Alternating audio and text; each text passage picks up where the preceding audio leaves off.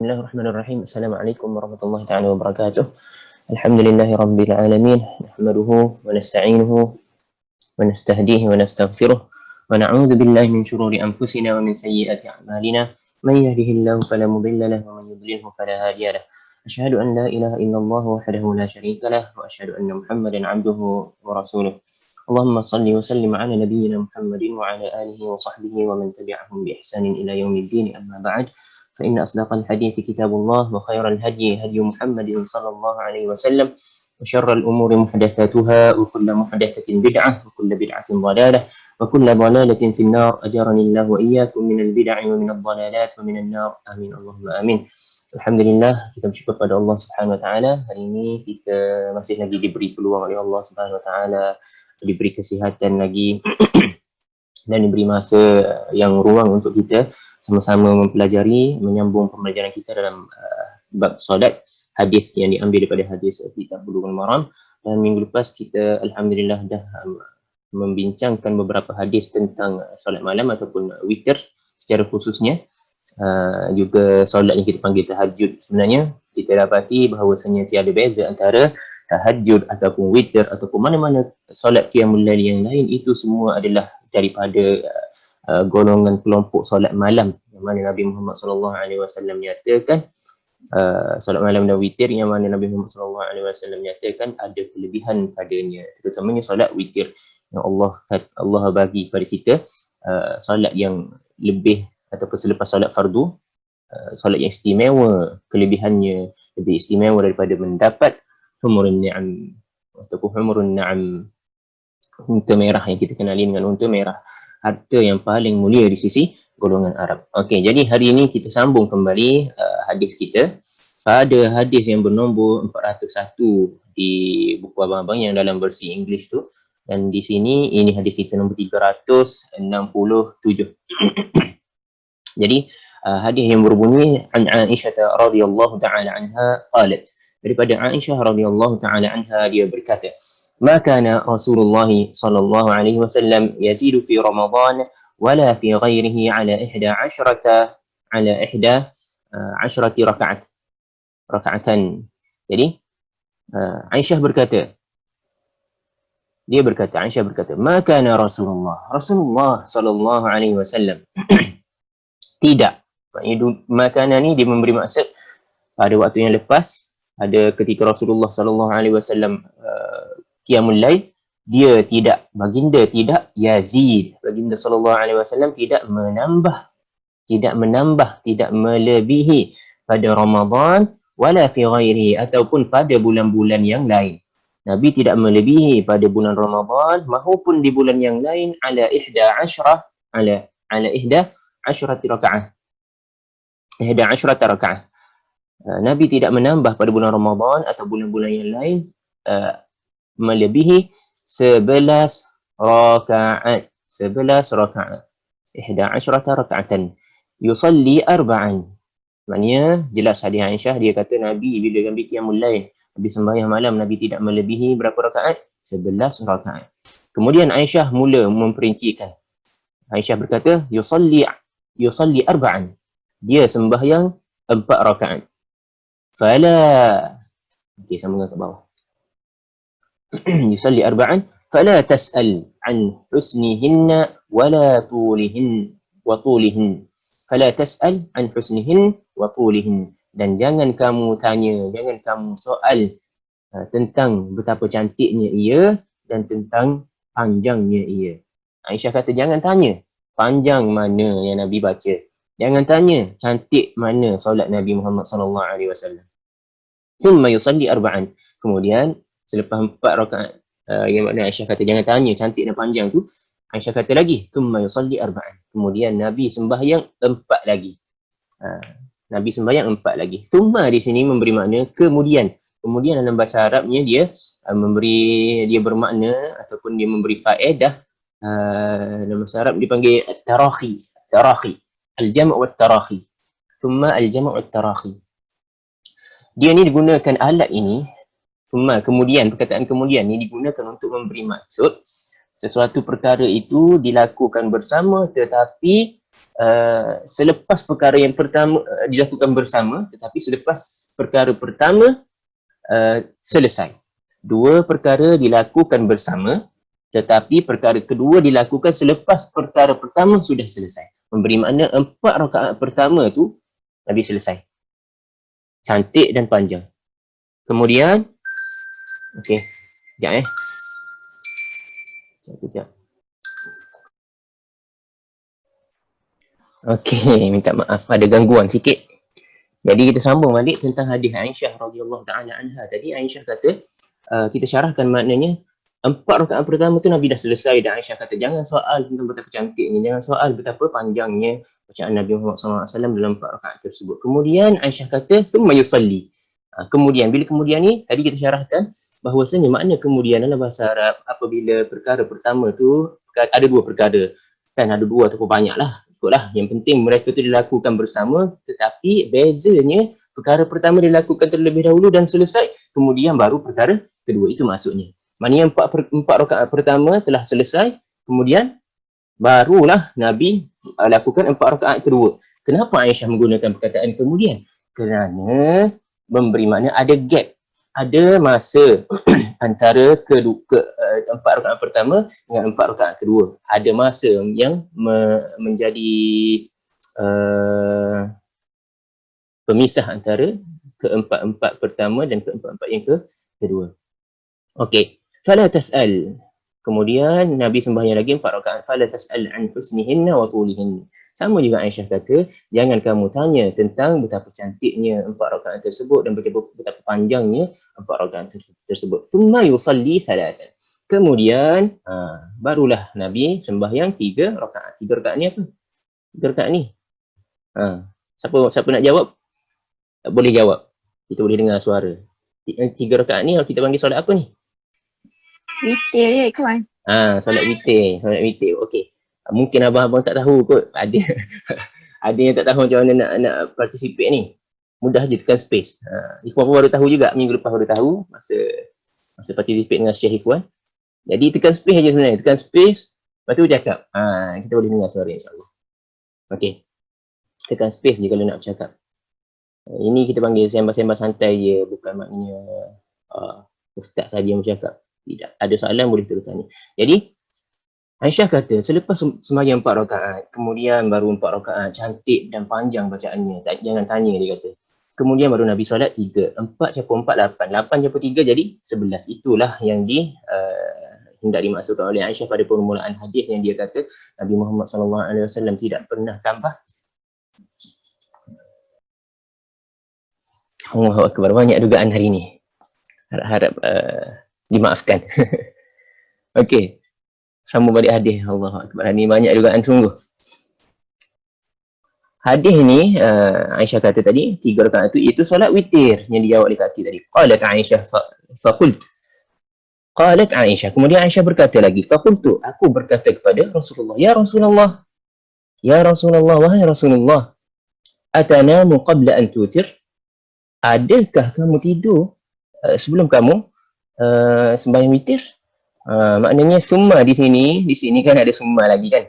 Itu anda jelaskan tadi, makna summa tu apa? Makna dah selesai kemudian ada waktu gap antara satu lagi perbuatan. Jadi sebelum witir tu ada gap. Apa yang Nabi buat dalam gap ni? Aisyah kata apa? Aisyah kata, ya Rasulullah, atanamu qabla an tutir? Adakah kamu tidur?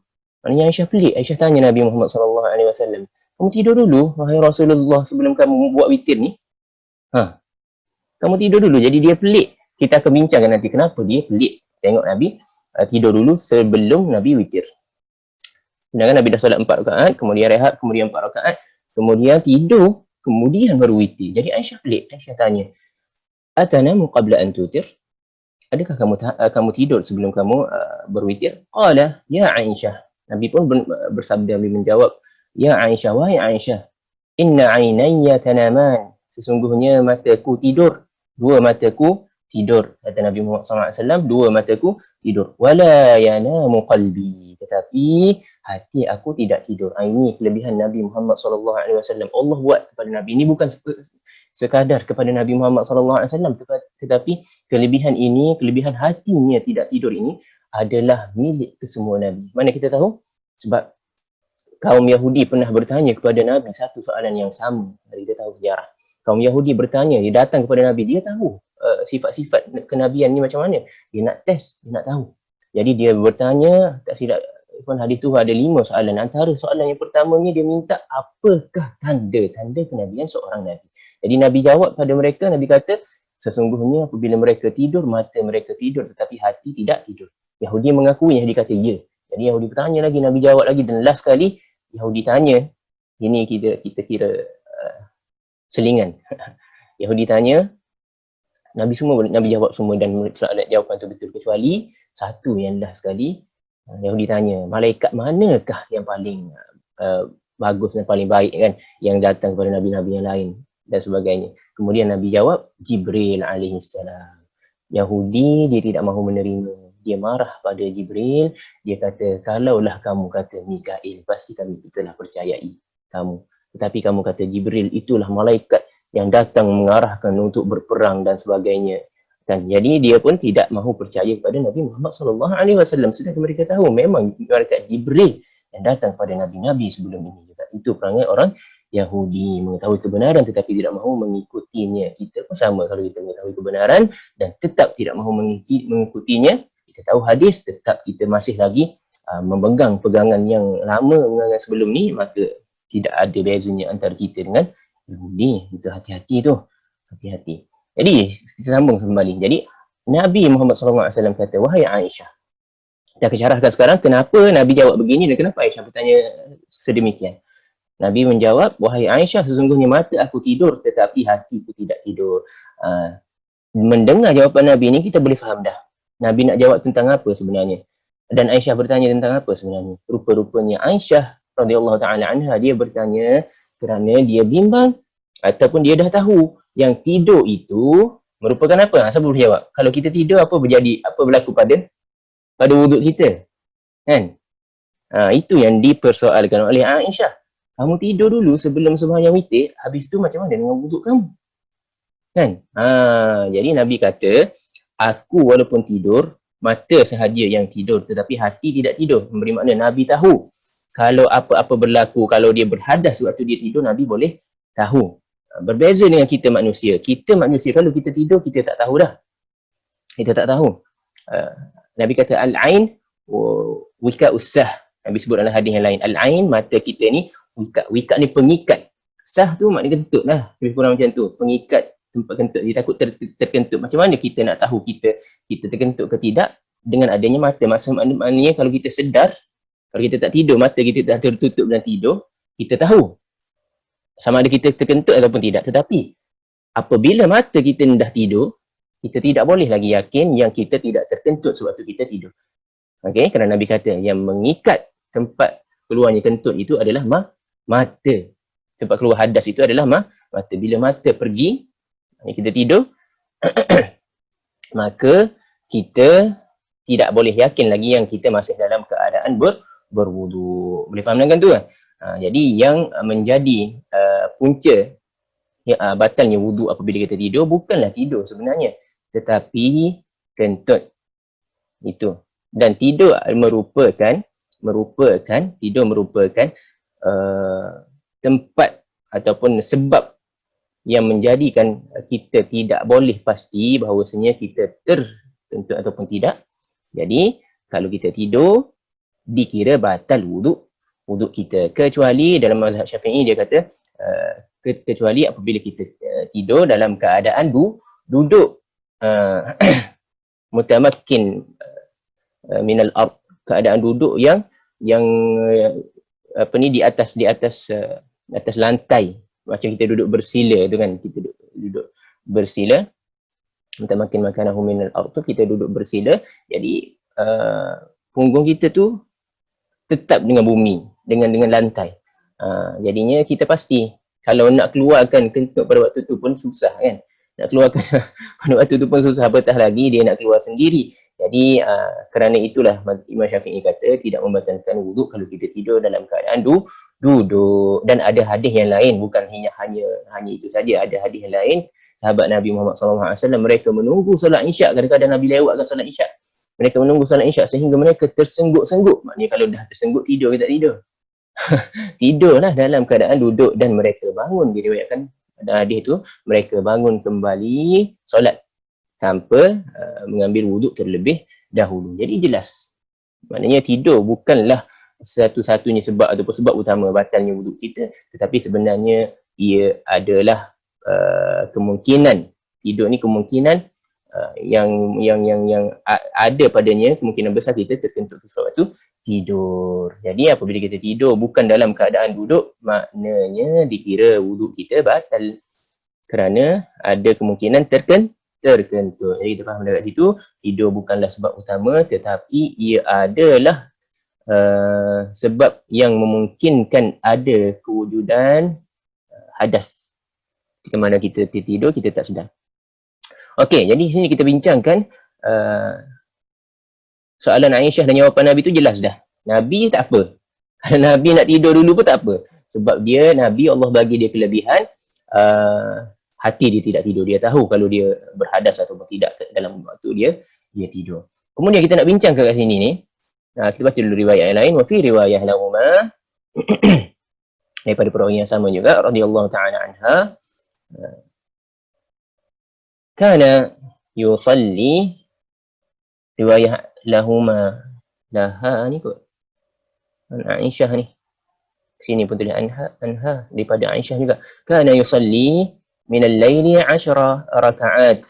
Nabi Muhammad katanya sembahyang daripada malam, solat malam sebanyak 10 rakaat. Yutir bisajdah. Kemudian dia berwitir dengan satu rakaat, satu sujud, satu rakaat.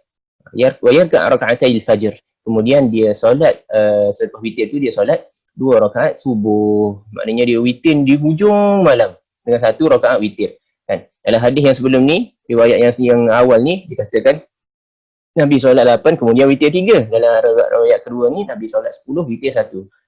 Apa-apa pun jumlahnya 11 juga. Fatilka 13. 13 yang kedua ni, hadis kedua ni termasuk solat 2 rakaat subuh. Kita tak kira lah kerana 2 rakaat subuh tu dah di dalam waktu subuh, bukan lagi di dalam waktu malam, kan?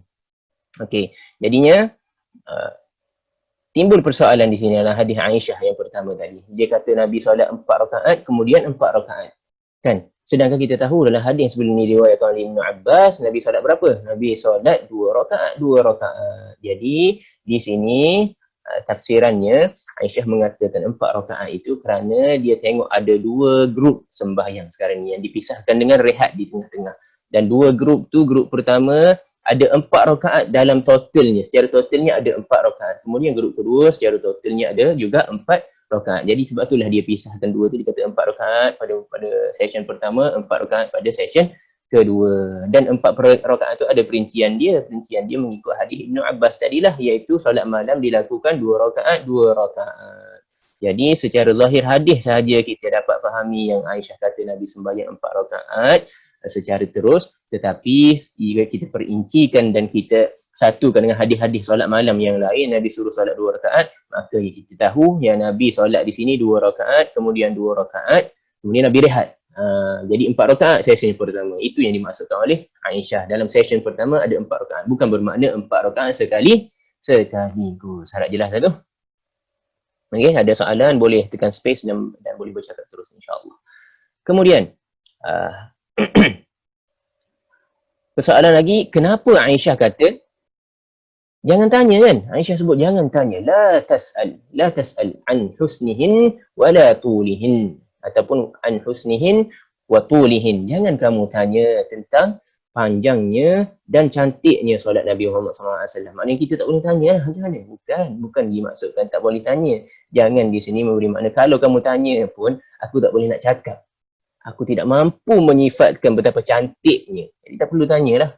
Tak boleh, jangan tanyalah sebab aku tak boleh nak sifatkan betapa cantiknya solat Nabi Muhammad SAW. Walaupun 4 rakaat 8 rakaat, tapi jangan tanya betapa cantiknya dan betapa panjangnya. Kan? Kita macam mana kita tengok imam kita yang tarawih tu? Kan? Yang orang panggil Imam Ferrari. Jadi kena ke tak dengan sunnah Nabi Muhammad SAW? Tak kena. Aisyah sendiri kata jangan kamu tanya, maknanya panjangnya Nabi baca. Kita siap berlumba-lumba, kita siap tanya kawan kita, masjid mana siap awal? Kan? Kalau kita keluar masjid, kita tanya, oh masjid aku bagus, siap awal pada masjid kau. Kan? Aku keluar dulu. Kau pukul berapa siap? 8.30. Oi, masjid aku 8 suku dah siap dah. Contohnya kan. Maknanya kita berbangga dengan makin awal masjid tu siap, makin bangga kita. Itu semua dah lari daripada sunnah Nabi Muhammad sallallahu alaihi wasallam. Sudah lari daripada sunnah Nabi Muhammad sallallahu alaihi wasallam. Jadi kita baca sedikit syarahannya. Fala tas'alni, kau nak syarahkan, jangan kamu tanya tentang betapa cantiknya dia dan betapa panjangnya dia. Okey. Tapi dimaksudkan jangan tanya itu kerana Aisyah tidak dapat untuk menyifatkan itu memberi makna satu kinayah tentang betapa cantiknya solat Nabi Muhammad sallallahu alaihi wasallam. Lepas tu dah syarahkan juga tentang wuduk tu. Jadi kalau kita manusia ni, kita tidur batal wuduk kita. Kan? Kecuali tidur dalam keadaan duduk. Nabi Muhammad sallallahu alaihi wasallam tidak, kerana dia mempunyai sifat matanya tidur tetapi hatinya tidak. Okey, hadis seterusnya, kita pergi kepada hadis seterusnya daripada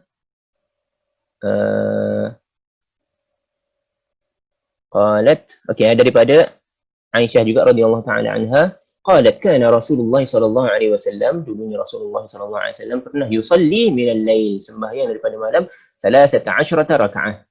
13 raka'atan, 13 rakaat katanya di sini, 13 rakaat. Yutiru min dhalika bi khams la yajlisu fi syai'in illa fi akhiriha.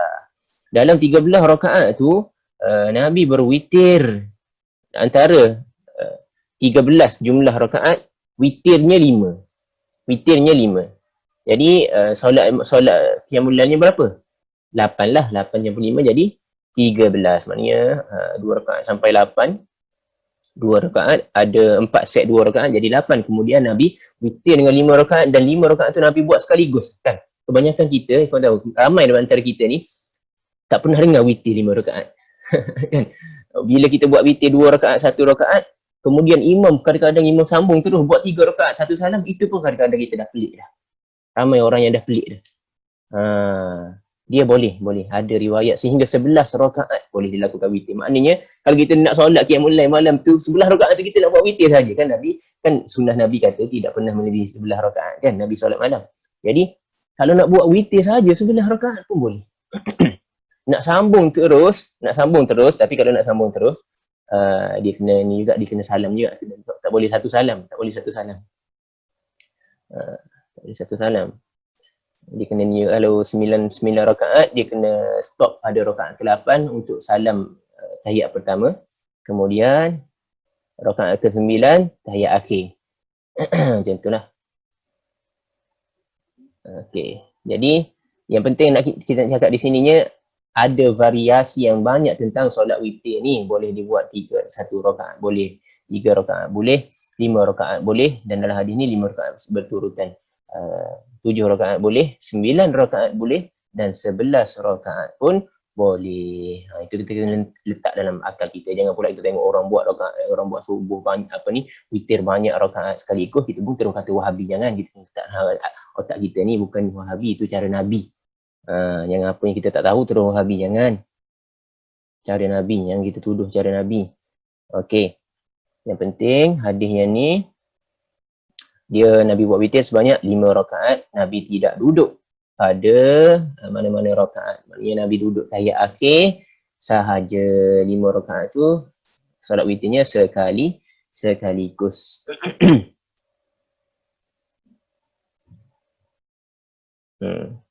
Hadis seterusnya pula daripada Aisyah radhiyallahu taala anha, qalat, dia berkata, min kulli lail qad awtara Rasulullah sallallahu alaihi wasallam wa intaha witruhu ila as-sahr. Aisyah kata Nabi setiap malam dia sembahyang witir. Maknanya dia tidak tinggal witir. Ini kita nyatakan sebelum ni, Nabi dah walaupun dalam permusafiran pun dia tetap meneruskan witirnya. Dia tidak tinggal witirnya. Aisyah menjelaskan lagi di sini, Nabi tidak pernah meninggalkan witir pada setiap malam. Nabi sembahyang witir, wantaha witruhu, dan witir Nabi ni berakhir ketika subuh. Sahar ni ketika subuh. Subuh yang mana satu? Subuh ada dua kan?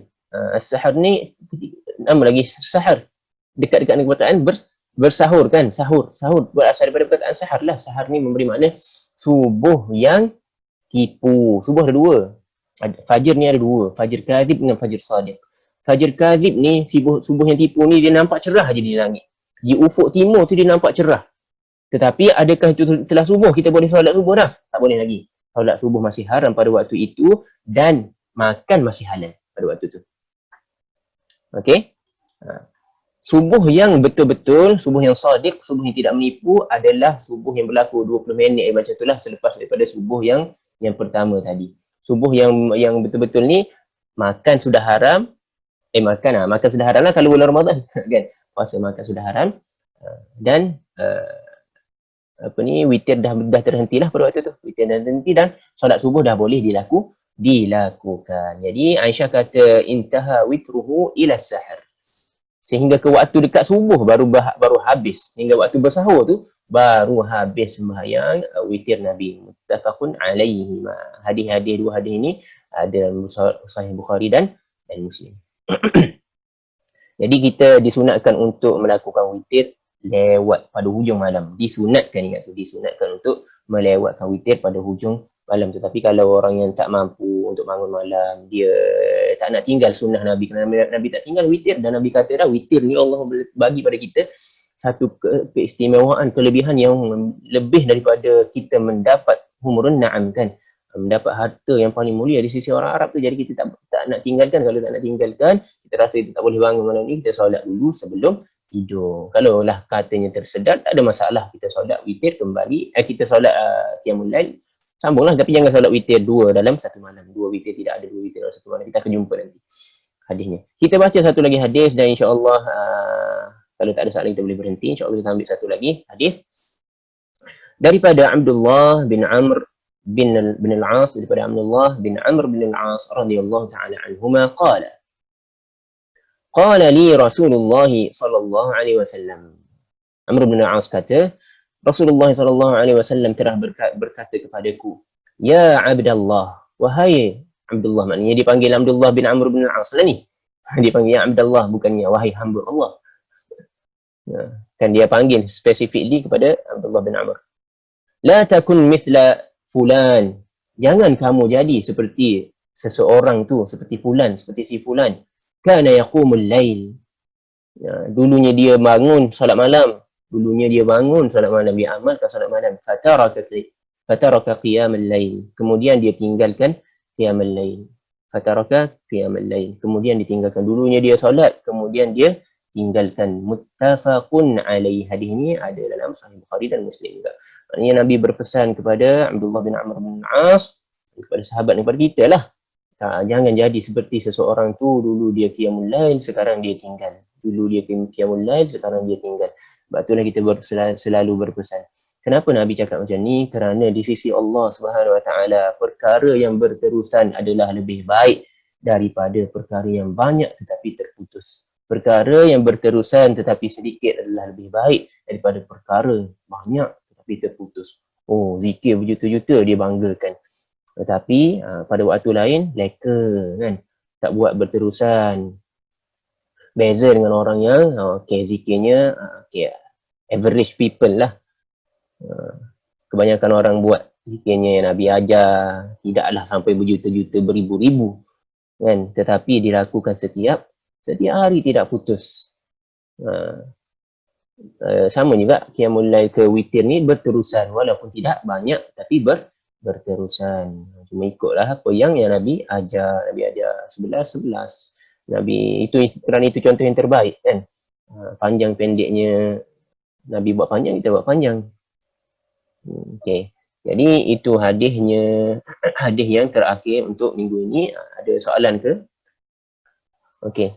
Jadi nak nyatakan sebelum Sebelum abang-abang akak tanya, menyatakan dululah tentang variasi ataupun rakaat-rakaat, bagaimana cara melakukan solat witir ni, berapa rakaat yang kita boleh lakukan secara ringkasnya tadi. Mana cakap dah, ada hadis Nabi menyatakan kita boleh, semua yang diambil pada hadis, bukan memandai kita. Dan yang paling bagus adalah melakukan witir secara sekaligus. Maknanya tidak kiralah sama ada kita memilih untuk melakukan witir satu rakaat memang confirm satu sekaligus lah, sebab satu rakaat hanya ada satu pilihan untuk salam je, sebab satu rakaat kan, untuk satu salam. Jadi kalau kita solat satu rakaat, ataupun kita pilih untuk 3 rakaat, ataupun kita pilih untuk 5 rakaat, ataupun pilih untuk 7 rakaat, ataupun kita pilih untuk 9 rakaat kan, ataupun okey untuk 9 rakaat kita buat sekaligus. Cuma ada perincian lah, pada 9 rakaat tu kita kena stop pada rakaat ke-8, kemudian kita tahiyat awal di situ. Lepas tu jangan salam, bangun untuk rakaat ke-9, kemudian barulah kita tahiyat akhir pada rakaat ke-9. Itu cara melakukan solat witir sebanyak 9 rakaat. Kan? Oh, 11 rakaat tak ada, ikut silap. 9 rakaat paling banyak. 11 rakaat tak ada. 11 rakaat tu termasuk 2 rakaat qiyamul lail. Dan qiyamul lail ni sunatnya kita mulakan dengan 2 rakaat yang ringan, 2 rakaat yang ringan. Okey, kita mulakan dengan 2 rakaat yang ringan. Jangan terus panjang kan. Tak, buat 2 rakaat yang ringan. Kemudian kalau nak buat 9 witir selepas tu tak ada masalah. Cuma ingat pada rakaat ke-8 kena tahiyat awal. Rakaat ke-9 barulah tahiyat akhir. Dan tapi hati-hati kalau nak buat yang 9 ni, takut nanti tak ingat rakaat kan. Sepatutnya 9, jadi 10 11 tak tahulah. Jadi hati-hatilah kalau kita jenis tak ingat rakaat, buat dua-dua lah. Buat dua-dua rakaat. Lagi selamat. Kan? Kita ni 4 rakaat pun kadang-kadang lupa dah, apatah lagi nak pergi sampai 9. Tapi itulah sunatnya. Sunatnya kita buat sekaligus. Kalau tak nak sekaligus, 3 rakaat tu kita boleh buat 2 rakaat kemudian 1. Kalau 5 rakaat kita pilih nak buat, kita boleh buat 2 rakaat kemudian 1. Kan? Kalau 7 rakaat kita boleh buat 2 rakaat kemudian 1. Kalau 9 dah cakap tadi, kita boleh buat sekaligus 8 rakaat dan 9 tu kita berhenti pada 8 untuk tahiyat awal, ataupun kita boleh buat 2 rakaat 4 set, kemudian yang last kali satu rakaat. Itulah variasi solat witir. Apabila kita dengar orang buat macam tu, kita jangan cakap dia Wahabi. Itulah ajaran Nabi. Kita buka minda kita kembali lakukan sunnah daripada hadis Nabi Muhammad SAW yang sebenar, dan kita sampaikan pula pada orang lain. Semoga Allah Subhanahu Wa Taala menjadikan kita dari kalangan orang yang mendengar sebaik-baik perkataan dan mengikutnya. Okey, kita buka peluang untuk bertanya. Kalau tak ada soalan, kita tutuplah insya-Allah. Ada soalan ke tak? Kalau malu nak tekan space, boleh chat. Kat sini kita ada chat ni. Adakah dikira solat malam qiyamul lail kalau kita tak tidur terlebih dahulu girang building sebelah? Okey, ya, dikira solat malam. Kerana solat malam itu dia bermula daripada, kan ada hadis minggu lepas, dia bermula pada Nabi sebut selepas isyak. Nabi sebut al-witr, kan, witr itu bermula daripada selepas isyak sehinggalah masuk waktu subuh. Selepas kita selesai solat isyak, kalau contoh kita solat isyak ni kita musafir, kita solat jamak takdim contohnya, dalam waktu maghrib kita solat isyak kan, sebab kita solat isyak jamak takdim dalam waktu maghrib, kalau ikutkan waktu sebenar tak masuk lagi waktu isyak, tetapi dah disyariatkan untuk kita solat witir pada waktu tu, dah disyariatkan. Okey, kerana waktu solat witir adalah bermula daripada selesai solat isyak sehingga waktu subuh. Itu waktu solat witir. Dan witir ini, bila kita sebut witir, dia bukan specifically witir. Witir apabila disebut witir, dia mutlak kepada mana-mana jenis solat sunat malam. Termasuklah kita nak panggil tahajud pun, kalau kita nak panggil tarawih pun. Tarawih itu sebenarnya adalah tarawih itu solat qiyamul lail lah tu. Solat tahajud lah tu. Solat malam lah tu. Solat malam tu, itu solat pada waktu malam adalah termasuk semualah witir, solat apa-apa kita buat, istikharah ikutlah tahiyat kita kan. Solat 2 rakaat mutlak tak juga dipanggil sebagai qiyamul lail. Okey, harapnya jelas dah tu. Memang dikira qiyamul lail lah. Qiyamul lail.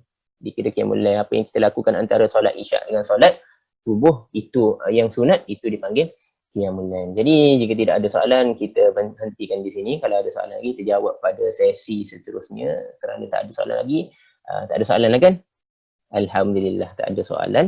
Kita akan berhenti di sini dan kita harap perjumpaan kita ini menjadi hujah kepada diri kita dan bukan hujah ke atas diri kita. Semoga Allah menerima segala amalan kita.